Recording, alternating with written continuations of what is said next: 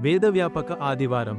దైవ సంఘమా, క్రీస్తు స్థాపించిన నిజమైన సంఘాన్ని తిరిగి కనుగొనడానికి కేవలం ఒక భవనంగా కాకుండా విశ్వాసంతోనూ, ఆశతోనూ, ప్రేమతోనూ ఇప్పటికీ సజీవంగా ఉన్న కుటుంబం. మన పునాది అయిన కాథోలిక సంఘంకు తిరిగి రావడానికి ఒక పవిత్రమైన పిలుపు.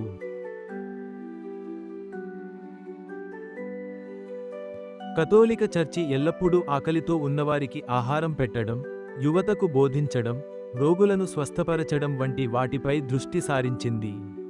ప్రేమ మరియు దాతృత్వం యొక్క ప్రతి చర్య ద్వారా విశ్వాసం మన మధ్య క్రీస్తు ప్రతిబింబంగా సజీవ మంచితనంగా మారుతుంది. ప్రార్థన, గాయక బృందం పాటలలో, అందమైన దేవాలయపు మెరుపులలో, ఆరాధన పట్ల భక్తితో మన హృదయాలను స్వర్గానికి ఎత్తే అందాన్ని మనం పొందుకుంటాం.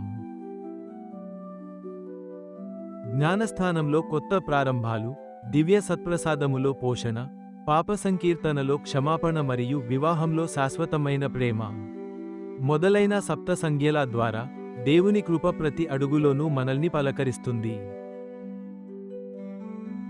ప్రతి దేశం, జాతి, భాష నుండి చర్చి ఒకే సార్వత్రిక కుటుంబంగా నిలుస్తుంది, విశ్వాసంలో ఐక్యంగా, ప్రేమలో సేవ చేస్తూ మరియు అదే శాశ్వతమైన ఆశను జరుపుకుంటుంది. లేఖనాలలో పాతుకుపోయి, సంప్రదాయం ద్వారా మార్గనిర్దేశం చేయబడి, చర్చి యుగాలవారీగా సత్యాన్ని తీసుకువెళుతుంది. మన పక్కన ఉన్న పరిశుద్ధులతో మరియు మనలో క్రీస్తుతో మనం నిత్యజీవం యొక్క వాగ్దానం వైపు నడుస్తున్నాము.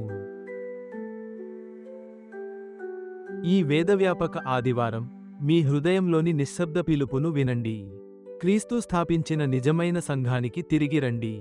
కథోలిక సంఘం మీకోసం వేచి ఉన్న మంచితనం, అందం, కుటుంబం మరియు ఆశను మళ్లీ కనుగొనండి. Go into all the world and proclaim the gospel to every creature.